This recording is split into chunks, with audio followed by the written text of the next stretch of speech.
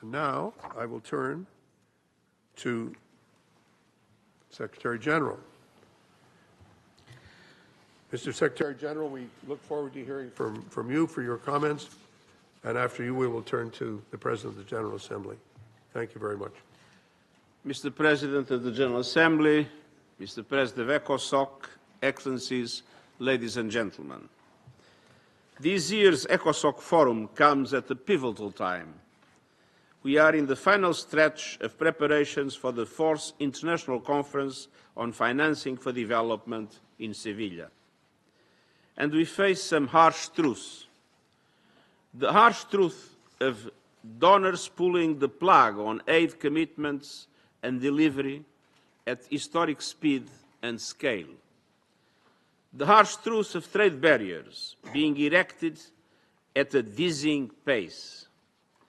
The harsh truth that the Sustainable Development Goals are dramatically off track, exacerbated by an annual financing gap of an estimated $4 trillion.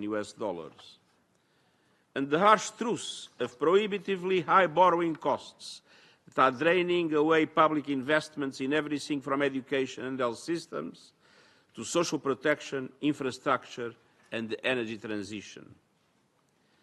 But there's another much larger and more dangerous truth underlying all these challenges. The harsh truth that global collaboration is being actively questioned. Look no further than trade wars. Trade, fair trade, is a prime example of the benefits of international cooperation.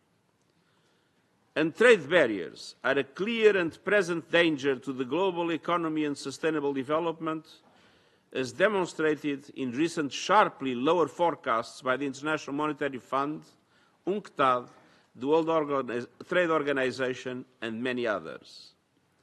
In a trade war, everybody loses, especially the most vulnerable countries and people.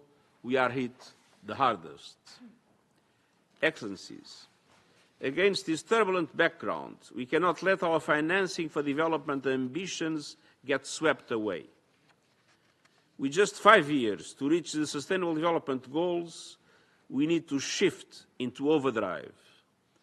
And that includes making good on the commitments countries made in the Pact for the Future in September. From an SDG stimulus to help countries invest in their people, to vital and long-awaited reforms to the global financial architecture, to the Pact's clear commitments to open, fair and rules-based trade, to its call for an analysis of the impact of military expenditures on the achievement of the SDGs, with the final report out by September, to the Pact's urging for an ambitious outcome to July's Conference on Financing for Development. As you continue negotiations on the draft outcome document for Seville, I push for action in 3 key areas. First, on debt. When applied smartly and fairly, debt can be an ally of development. Instead, it has become a villain. In many developing countries, gains are getting crushed under the weight of debt service, siphoning away investments in education, health and infrastructure. And the problem is getting worse. Debt service for developing economies has soared past $1.4 trillion a year. Debt service now exceeds 10% of government revenue in more than 50 developing countries and more than 20% in 17 countries, a clearly warning sign of default. The Seville Conference should emerge with a commitment by Member States to lower the cost of borrowing, improve debt restructuring and prevent crises from taking hold. And this includes establishing a dedicated facility to help developing countries manage their liabilities and enhance liquidity in times of crisis. The G20 must also continue its work to speed up the common framework for debt treatments and expand support for countries that are currently ineligible, including middle-income countries in difficulties.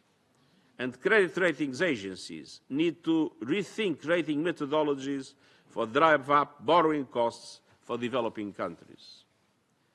At the same time, the IMF and World Bank should push forward on reform debt assessments to account for sustainable development investments and climate risks. These proposals, and the many others contained in the draft outcome document, provide an ambitious roadmap to help developing countries use debt in a constructive and sustainable way. Second, we need to unlock the full potential of our international financial institutions. If finance is the fuel of development, multilateral development banks are its engine, and the engine needs revving up. We will keep pushing to triple the lending capacity of multilateral development banks, making them bigger and bolder as called for in the draft outcome document. This includes recapitalization, stretching their balance sheet, and substantially increase their capacity to mobilize private finance at reasonable costs for developing countries. We must ensure that concessional finance is deployed when it's most needed. And we need to see that developing countries are represented fairly and have a voice in the governance of these institutions they depend on. Troisièmement, and third, we need concrete actions to increase all streams of finance. Yes, these are tough times, but it is in difficult times that the imperative for responsible and sustainable investment is even more critical. At the country level, governments need to strengthen the mobilization of domestic resources and channel them towards critical systems such as education, health, and infrastructure. To work with private sector partners to increase blended finance options and to scale up the fight against corruption and illicit financial flows. At the global level, we must keep working to shape an inclusive and effective global tax regime and ensure that international taxation rules are applied fairly and effectively. Donors must keep their promises on official development assistance and ensure that those precious resources reach developing countries. For our part, we will fully deploy our UN country teams to work with host governments to channel the maximum amount of resources towards sustainable development at the national and regional levels. And we will use every opportunity, including the COP30 in Brazil, to call on leaders to identify innovative sources of climate finance for developing countries, leading to the mobilization of $1.3 trillion annually by 2035.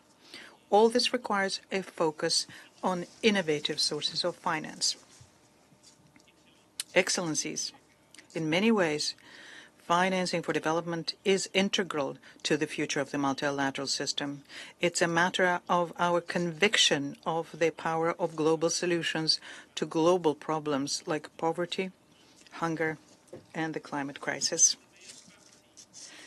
Let's make the most of this critical moment as we prepare for the conference in Seville.